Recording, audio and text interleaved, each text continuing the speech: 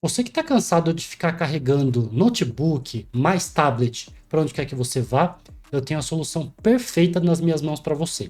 Hoje a gente vai falar do Lenovo Yoga 7 2 em 1 ou 2 in 1 na versão 2025 com processador Intel e com 16 polegadas. E por que eu reforço isso? É porque esse notebook ele também pode vir com os modelos com processador AMD e com 14 polegadas também. Começando pelo material do notebook, a gente pode ver aqui que tem uma construção muito boa, principalmente na parte superior e na parte inferior, que são ambos de metal, como vocês podem ouvir pelo barulho aqui. E mesmo assim, pelo menos para o meu gosto, ele não tem um peso muito alto, então até pela espessura do notebook, eu acho que é um peso que faz bastante sentido. Não é o dos mais finos, mas para mim que só tive notebooks gigantescos, ele está mais do que bom. Outro aspecto físico que me agradou bastante nele foi que ele não possui pontas, as bordas dele são arredondadas, como vocês podem ver por aqui. Esteticamente eu acho que faz bem mais sentido, é bem mais elegante. Em relação à tela do notebook, esse modelo aqui é um notebook que tem uma tela de 16 polegadas. Como vocês podem ver, tem um tamanho bem razoável, principalmente para quem vai jogar ou gosta de consumir mídia ou até mesmo editar vídeos. É um tamanho que me agrada bastante também. Lembrando que esse Yoga 7 2 em 1, o 2 in 1, tem tanto a versão 16 polegadas quanto a versão de 14 polegadas, tá? Essa aqui é a versão 16 que a gente está vendo. Esse modelo aqui, ele também vem com uma resolução Full HD, de 1920 por 1080, e ainda em relação à tela, ele é um painel IPS de 300 nits de brilho, que pessoalmente eu não achei muito brilhante, comparado com outros modelos que eu já tive em mãos. Aqui ele está no brilho mínimo, tá? Eu vou colocar aqui para vocês verem o brilho máximo, é aqui. Talvez pela gravação não fique muito nítido, mas eu achei que poderia ser um pouquinho melhor. Outro aspecto bastante positivo desse notebook é que aqui na frente dele, ele tem uma espécie de uma barriguinha aqui na frente que facilita você puxar a tela, porque tem muitos notebooks que aqui é totalmente reto e você tem que ficar botando o dedo aqui, às vezes você não consegue abrir direito, é bem mais difícil abrir por aqui. Olha, eu não consigo abrir com uma mão. Em relação à acuracidade de cores, esse painel aqui também não é a melhor opção. Vocês podem ver aqui pela tela que esse vídeo da Samsung que eu coloquei, uma demo 4K, nesse trecho ele parece que está mostrando uma cor alaranjada, sendo que a mais precisa é um tom vermelho bem vibrante. É um outro ponto aí para quem trabalha, por exemplo, com design gráfico, tem que levar em consideração se for buscar esse notebook. Mas se a acuracidade de cores não é um fator diferencial para esse notebook, eu não posso falar a mesma coisa do som dele. Como vocês podem ver, o speaker fica na parte de cima do notebook e isso só mostra o quão alto e potencialmente com uma boa qualidade a gente pode ouvir o som. Aqui um exemplo para vocês. Agora, outro destaque bem positivo desse notebook é a ventilação. Vou mostrar para vocês aqui, ó, que ele tem uma ventilação tanto na parte traseira do notebook, aqui atrás, quanto na parte inferior dele, né, que tem um cooler. Então todo o aquecimento ele pode sair aqui por trás também. Ele tem todo esse pezinho de borracha inteiriço que vem desse lado aqui, e esses dois. E também tem speakers nesse cantinho aqui. Então é um notebook que tem, além da qualidade de som, tem uma dissipação de calor muito boa para os aspectos técnicos que ele possui. Falando em aspectos técnicos, essa versão do notebook ele veio com Intel Core Ultra 7, ele também tem a versão Ryzen dele, e vale reforçar que esse processador é uma NPU, que também é um daqueles modelos mais recentes, exatamente feito para quem quer trabalhar com inteligência artificial. Além disso, ele possui uma GPU integrada Intel Arc, e a gente vai ver se o notebook que tem esse apelo de ser mais fino, ter uma pegada para produtividade muito boa, ele também serve para jogos. Armazenamento, temos aqui 1 TB de SSD M.2 e além disso 16 GB de memória RAM padrão DDR5. Vamos olhar agora para as conectividades. É um notebook que me surpreendeu bastante, ele é bem completo em relação à conectividade, tá? Então ele tem aqui o padrão HDMI 2.1. Isso aqui é um ponto que vale ressaltar bastante e parabenizar a Lenovo, porque muitos notebooks com essa finura já não estão vindo com HDMI. Tá? Então, principalmente se você quer trabalhar, projetar sua tela em outros monitores, é muito bom sempre ter um HDMI. Temos porta USB-C e, além disso, a entrada P2 para fone e microfone. Do outro lado, temos um USB-A, outro ponto mega positivo também, porque a gente tem muitos dispositivos que ainda utilizam USB-A, então vale a pena reforçar e ter esse tipo de recurso ainda hoje em dia. Outro USB-C, né, utilizado aí para poder fazer o carregamento do notebook. Espaço para colocar cartão micro SD, caso queira fazer expansão de memória, quem precisa gravar vídeo e passar aqui para o notebook de maneira rápida, então tem o cartão micro SD. E por fim, esse botãozinho que vocês estão vendo é o botão de power, de liga e desliga. E eu queria fazer esse comentário com vocês, porque para mim esse é um outro ponto que não me agradou muito, porque muitos dos notebooks que a gente tem hoje em dia, eles têm o botãozinho aqui acima do teclado e esse tem aqui do lado. Esteticamente, eu acho que ele fica melhor. O problema é que eu não acho ele muito prático. Por quê? Eu estou há pouco tempo com esse notebook aqui e eu não sei quantas vezes na hora de pegar ele eu esqueço que tem o botão aqui e acabo desligando. Então, apesar de ficar esteticamente mais bonito, eu acho que deveria continuar aqui em cima, mas também gosto pessoal. Falando de bateria, aqui vocês podem ver atrás, pessoal, que ela não vem aquela bateria removível que tem em alguns notebooks, principalmente notebooks gamer, aqueles grandões assim que você consegue tirar e colocar a bateria. Inclusive o meu notebook anterior, que era um notebook gamer da Asus, inclusive eu fiz um review aqui no canal, eu vou deixar no card para vocês caso vocês queiram ver, até para comparar a diferença de um notebook de mais de 10 anos atrás com um notebook bem recente. E, obviamente, com apelos diferentes. E aqui está o carregador do notebook. Como vocês podem ver aqui, até comparativamente com a minha mão, é um carregador bem pequenininho, né, de 65 watts, como vocês podem ver. E além disso, outra observação, como eu falei quando eu estava mostrando o notebook, é que o carregador, na verdade, o carregamento é via USB-C. Aqui está pelo cabo, como vocês podem ver. Eu preferia que tivesse uma entrada própria para o carregador, para poder deixar livre uma porta USB-C para utilização de outros periféricos, mas também não é um mega problema não. Qualquer coisa, se precisar de um extensor, aí um adaptador para USB USB-C, dá para usar também. Outro ponto que eu gostaria de reforçar e que eu gostei demais nesse notebook, tá aqui em cima, que é esse teclado. Com certeza é um dos teclados que tem a digitação mais confortável que eu já tive até agora.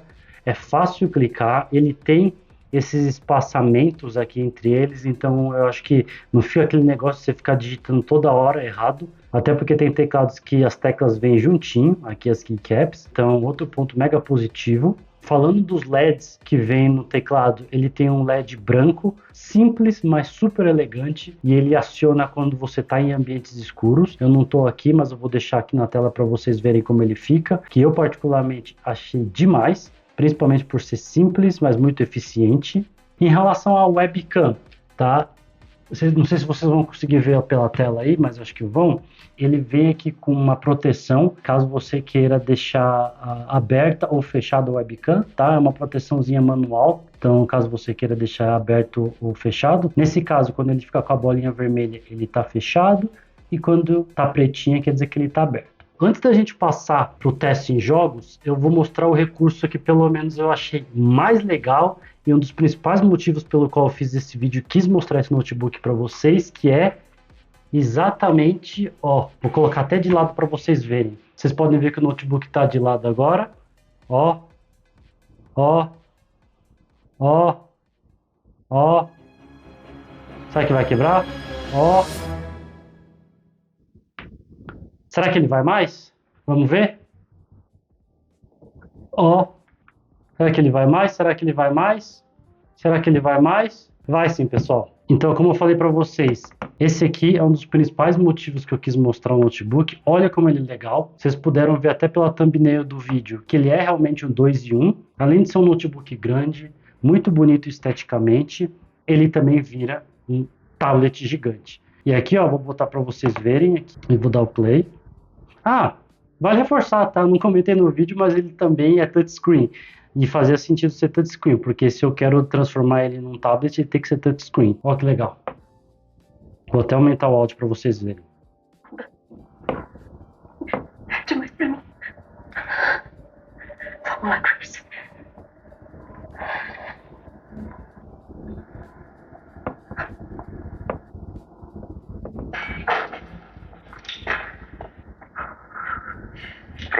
de limpeza, mictório nojento. E para quem se pergunta, se ele fica no formato tablet, não tem o risco de você ficar apertando as telas? Vou até virar aqui para vocês verem como fica, ó. Tá vendo? Sim, pessoal, tem o risco, né? Inclusive quando eu estou segurando, ó, ele fica assim. Só que não se preocupem, porque o que acontece? Quando você vira o tablet, ele desativa o modo dele do teclado. Inclusive você pode usar dos dois lados também. Você usou desse lado e desse lado. Ele vira igual um celular, tá bom? Eu não tinha testado na vertical. Será que ele vira? Eu acho que não, né? Na vertical não. Se eu aperto qualquer botão aqui atrás enquanto ele está no formato tablet, não acontece nada. Ele desativa automaticamente. Daí clico aqui e volto para o meu vídeo. Primeiro Resident Evil, né? Para pegar mapa e tal. Ai, filha da mãe. Bom, pessoal, vamos testar aqui primeiro então o Hogwarts Legacy. Eu peguei um jogo aqui recente, demanda bastante computação gráfica, tá? Então vocês podem ver no canto superior esquerdo do FPS, a utilização do processador, a utilização da GPU. Eu coloquei também a utilização de memória RAM e de VRAM. Vocês vão poder ver rapidamente aqui que eu coloquei as configurações, a princípio tudo no baixo.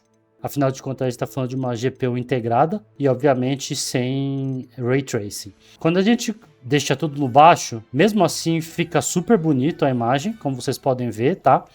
Nesse momento rodando a 35, 34 FPS. Vamos dar uma andada aqui para ver se ele tem uma variação muito alta. Jogando assim, como vocês podem ver aí pelo vídeo. Por enquanto, parece bem travado ali, mais ou menos nos 30 FPS. É a variação da utilização da GPU. Nesse momento, a gente está utilizando um pouco menos de 14 GB de RAM. A gente tem 16, então para essa configuração ela está rodando bem.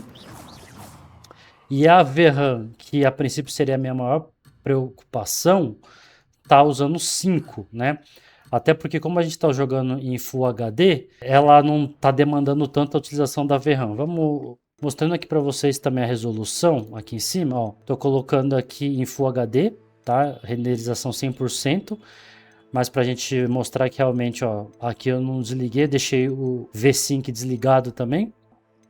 E como eu falei para vocês, os gráficos estão no baixo.